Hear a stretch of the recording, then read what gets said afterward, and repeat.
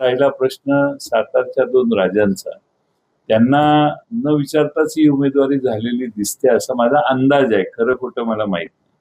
त्यामुळे त्या दोघांचा देखील स्वाभिमान. ज्येष्ठ नेते आहेत. शेवटी गैरसमज पसरवल्याशिवाय त्यांना पण माहित आहे की मतं मिळणार नाहीत. आणि मग गैरसमज पसरवायचा असलं तर हे असं बोलल्याशिवाय मतदारांमध्ये गैरसमज पसरणार नाही हे चांगलं माहिती आहे जयंत पाटील साहेबांना. राहिला प्रश्न सातारच्या दोन राजांचा.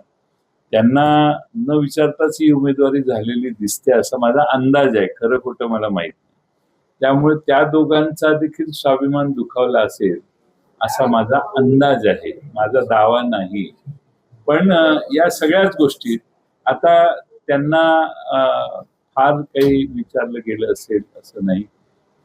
आपले शिवेंद्र बाबा यांचा उमेदवारासाठी काही आग्रह होता. त्या आग्रहाचा काही नोंदही घेतली गेली नाही. त्यामुळे या सगळ्या गोष्टीचा उदयनराजेंचाही मला वाटतं काहीतरी आग्रह होता. उदयनराजेंचा तर स्वभावच नाही असल्या गोष्टी खपवून घ्यायचा. त्यामुळं मला असं वाटतं की सातारने स्वाभिमान दाखवला तर सांगलीकर 50% जवळपास आहेत. त्यांची काहीच चिंता करू नका. सातारकरांनी स्वाभिमान दाखवावा असं आपल्या मार्फत मी अपील करतो.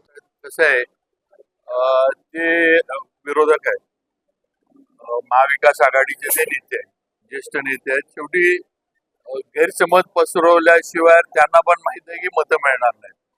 आणि मग गैरसमज पसरवायचा असलं तर हे असं बोलल्याशिवाय मतदारांमध्ये गैरसमज पसरणार नाही हे चांगलं माहिती आहे जयंत पाटील साहेबांना.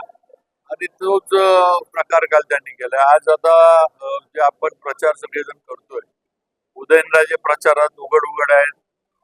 मी उघड धैर्यशील दादा बरोबर फिरतोय. सुनील गाटकर इच्छुक होते, ते उघड प्रचार करतात. पलीकडं सांगलीमध्ये पृथ्वीराज देशमुख इच्छुक होते, ते उघड प्रचार करतात. तेव्हा कोणी नाराज नाहीये. मागण्याचं सगळे होते, मागितलं सगळ्यांनी. पण शेवटी पक्षाने निर्णय घेतला, पक्षश्रेष्ठी निर्णय घेतला.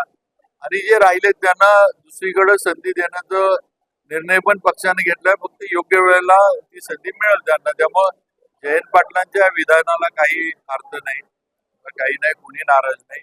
सगळे आम्ही भारतीय जनता पार्टी महायुतीमध्ये सगळे एकत्र आहे. मोठ्या फरकानं आमच्या उमेदवार धैर्यशील कदम यांचा विजय होणार आहे.